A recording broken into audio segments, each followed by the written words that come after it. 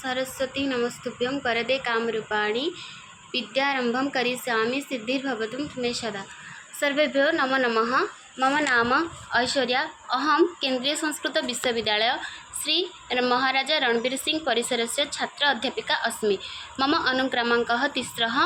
अहमद्य मम पत्रं भवति द्वितीयपत्रे पर्यावरण शिक्षा इति पत्रे अन्वति 4 मध्ये अहं प्राचीन भारते पर्यावरण संरक्षणाय विषये किञ्चित् वक्तुम् इच्छामि।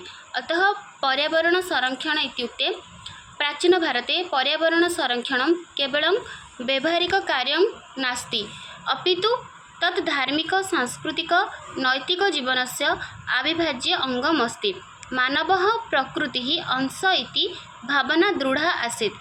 अतः वृक्षः, नद्यः, पर्वतः, पशवः, वायुः, अग्निः, भूमिः इत्यादयः देवतारूपेण पूजितः। एषः दृष्टिः पर्यावरण संरक्षणाय अत्यन्तं प्रभाविनी आसीत्।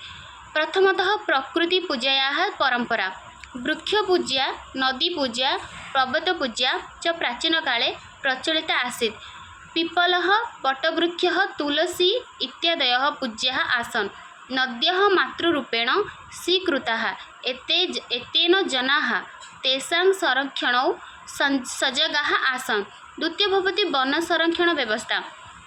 वनानि अरण्यम् इति पवित्रस्थानतत्त्वेन परिगणितानि।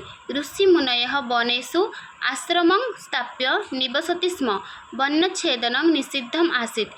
आवश्यकतायाः एव वृक्षच्छेदनं क्रियते स्म। तृतीयं भवति जलसंरक्षण उपायः।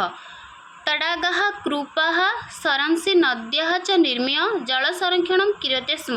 वर्षजलसञ्चयः अपि ज्ञातः आसीत्। जलं जीवनम् इति मत्वा तस्य दुरुपयोगः न क्रियते स्म। चतुर्थं भवति जीवदयानिष्ठा।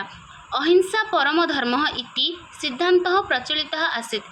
पशुपक्षिणां रक्षणं, गोसंरक्षणं, जीवदया च पर्यावरण सन्तुलनस्य आधारः आसीत्।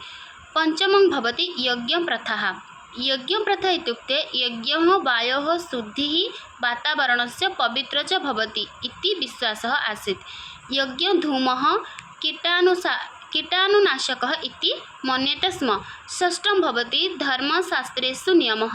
धर्मशास्त्रेषु वृक्षच्छेदनस्य दण्डः निर्दिष्टः। जलप्रदूषणं, भूमिप्रदूषणं च पापकार्यत्वेन वर्णितम् अस्ति। सप्तमं भवति कृषिपद्धतिः। कृषिपद्धतिः इत्युक्ते प्राकृतिकरीत्या कृषिः क्रियते स्म।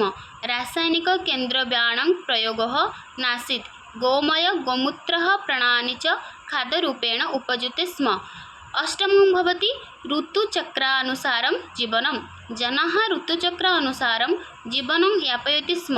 एतेन प्रकृतेः सन्तुलनं न भङ्गितम्। अन्तिमे भवति उपसंहारः। एवं प्राचीनभारते पर्यावरण संरक्षणं जीवनशैली एव आसीत्।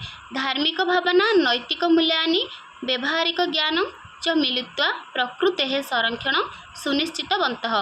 अद्यतनकाले अपि अस्माभिः एतेषाम् उपायानाम् अनुसरणं कर्तव्यम्। अतः एते उपायाः स्थायी सन्तुलनस्य मार्गं दर्शयति इति उक्त्वा अहं विरमामि।